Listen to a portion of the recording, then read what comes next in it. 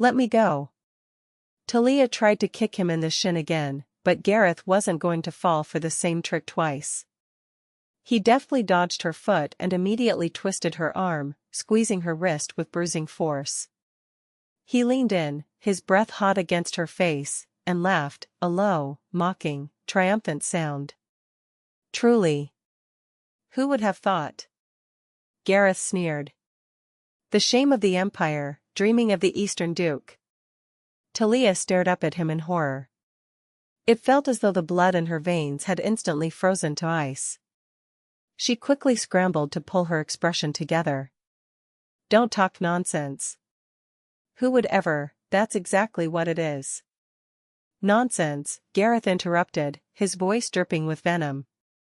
An illegitimate piece of scum who doesn't know her place, daring to dream of the heir to the House of Siorcan. He seemed intoxicated by the discovery. He had finally uncovered the deepest, most agonizing weak point of his despised sister, and he was literally shaking with suppressed, cruel laughter. He grabbed her chin, forcing her face up. His heavy breath, sour with the stench of strong wine, washed over her. Blood tells, doesn't it? He hissed. What else could we expect from a little slut who can't keep her eyes off other women's men? Talia glared at him, pure hatred burning through her panic. Gareth looked down at her with a contemptuous grin and suddenly released her chin. But he couldn't resist twisting the knife one last time. Don't even bother dreaming, serpent. Varkas isn't a man who would ever let himself be tainted by trash like you. You are forgetting one crucial detail, brother, Talia said, her voice dropping to a deadly whisper. Gareth paused. It is true that the blood of a slut flows in my veins, Talia continued slowly, staring straight into his eyes. But it is also the blood of a man who abandoned his pregnant wife to crawl into the bed of a young mistress. The mocking smile instantly vanished from the crown prince's face. Seeing his features contort with sudden, violent anger, Talia pressed her advantage. By the way, that is the exact same blood that flows in your veins, isn't it, brother? A tense, violent tremor ran through Gareth's massive frame. The muscles in his neck corded with raw fury. Talia knew she should stop. She knew she had just crossed a dangerous, potentially fatal line. But she couldn't let it end there. She couldn't allow him to expose her greatest weakness without drawing blood of her own. Mirroring the cruel sneer he had worn moments ago, Talia curled her lip. Since you've so graciously revealed my secret, perhaps I should return the favor and reveal one of yours, brother? A flicker of genuine unease flashed across Gareth's face. Talia leaned forward, her voice a silken, venomous hiss in his ear. There are rumors among the palace maids that His Highness the Crown Prince prefers to spend his nights with women who possess hair the color of ripe wheat, and eyes as blue as the summer sea. Gareth's face went dead white. Talia smiled a predatory, bloodthirsty smile. I think I can guess exactly whose face you imagined on that night. The night you first became a man and soiled your bedsheets. Would you like me to say her name aloud? Gareth shuddered as if he had been struck by lightning. In that split second, Talia realized she had pushed him too far. If she didn't stop, he was actually going to kill her. But the dark, spiteful voice in her head, the voice of Senevier, urged her forward. Don't shake like that, she mocked. I am a good little sister. I will keep my brother's filthy, incestuous secret hidden until the very end. I won't tell anyone how thick the Emperor's depraved blood truly flows in your veins. Before Talia could even finish the sentence, the world exploded in a flash of white pain. A massive, backhanded blow caught her squarely across the jaw. Talia's head snapped violently to the side, and she collapsed hard onto the dirt, clutching her burning face. Her vision swam with dark, dizzying spots.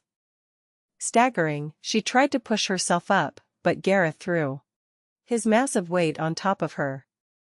His thick hands clamped down around her throat like a steel vice.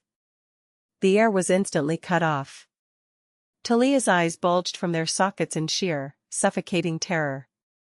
She fought back with everything she had. She raked her nails down his forearms, drawing blood. She kicked frantically, trying to dislodge him, but her malnourished, exhausted body was pitifully weak against his bulk. She thrashed wildly in the dirt like a fish thrown onto the shore, but the strength was rapidly draining from her limbs. Blackness began to tunnel her vision. Just as she felt the cartilage in her neck beginning to crack under the pressure, the crushing grip was suddenly, violently ripped away. Talia collapsed back into the dirt, hacking and coughing violently as she gasped for precious, burning lungfuls of air. Through a blurred veil of tears, she looked up. Varkas was standing over them. He had one hand wrapped around Gareth's wrist, pulling the crown prince back with an effortless, terrifying strength. Varkas's face was an impenetrable, stony mask. He looked from the gasping Talia to the enraged Gareth. Gareth was beside himself with fury and humiliation.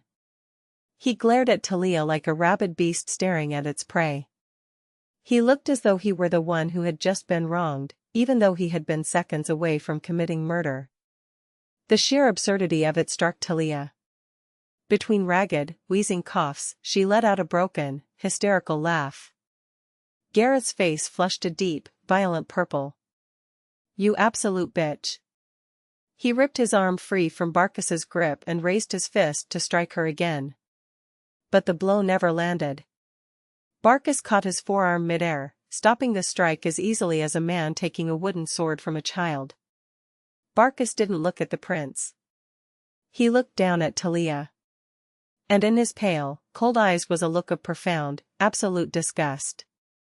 It was clear what he was thinking.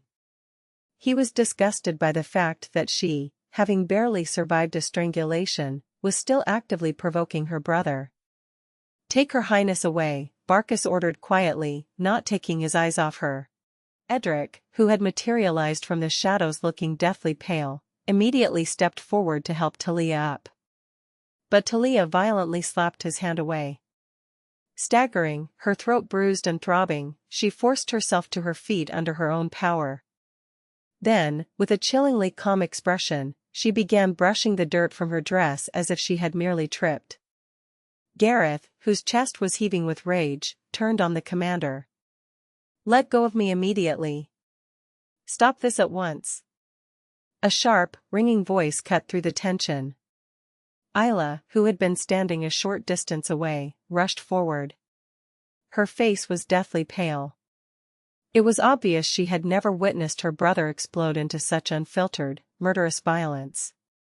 She stepped between them, glaring at Gareth. "Do you understand what you are doing? You are the crown prince of the Empire. How can you behave like a street thug? Stay out of this, Ayla." Gareth roared, his voice thick with an animalistic fury. Ayla flinched, instinctively taking a step back.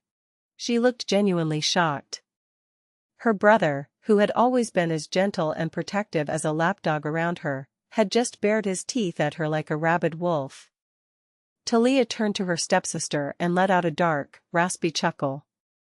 "He's right," Talia wheezed, her voice thick and painful. "Don't interfere in our affairs, sister." Ayla's emerald eyes flashed with indignation, but when she finally registered the dark, swelling bruises forming around Talia's throat and jaw, the reprimand died on her lips. Talia reached up, lightly touching her swollen cheek, and offered a sweet, utterly deranged smile. "It's just a little family quarrel.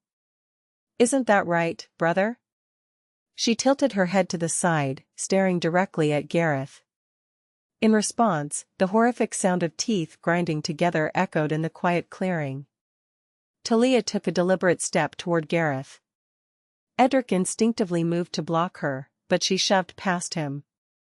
She tilted her chin up, locking her eyes with the prince's furious, bloodshot green gaze. In fact, she whispered, her voice low enough that only he could hear, "We are close enough to share our deepest, darkest secrets." Gareth looked as though he were going to spontaneously combust. Every muscle in his body was rigid with the desire to tear her head from her shoulders. But the risk of Ayla overhearing the truth was too great. The fight drained out of him. He went entirely limp, his shoulders sagging in defeat. "Take your hands off me," he muttered in a dull, hollow voice. Varkas, who had been watching Gareth's face intently, finally released his grip.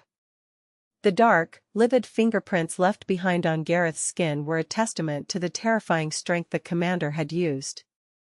Gareth grabbed his aching wrist. He shot one final, venomous glare at Varkas, then at Talia, before turning sharply and storming back toward the center of the camp. Watching his pathetic, defeated retreat, Talia let out a victorious snort. But her triumph was short-lived. A sudden, searing chill washed over her. She instantly wiped the smile from her face and lifted her chin, turning to meet Varkas's gaze. As always, his face was a portrait of silent, emotionless restraint. But his icy blue eyes, usually so perfectly empty, were now burning with undisguised anger and revulsion. Without a word, Varkas grabbed her by the wrist. He turned to Edric and gave a sharp nod. "Escort the first princess." Then, offering a curt, formal bow to the petrified Ayla, Varkas turned and began dragging Talia away like a captured criminal. Talia's face twisted in outrage. No matter what had just happened, she was still a princess of the Empire. And absolutely nothing gave this vassal the right to drag her around like a disobedient mongrel. She dug her heels in and violently wrenched her arm backward. "You insolent bastard," she shrieked. "Do you dare treat the Emperor's daughter like this?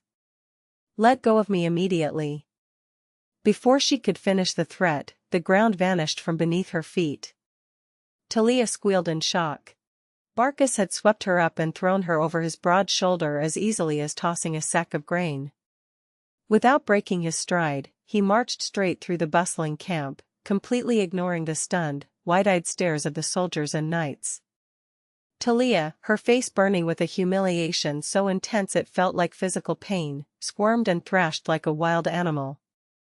She pounded her fists against his armored back and kicked her legs furiously, screaming curses into his ear. But Varkas, steady and immovable as a mountain, didn't even flinch.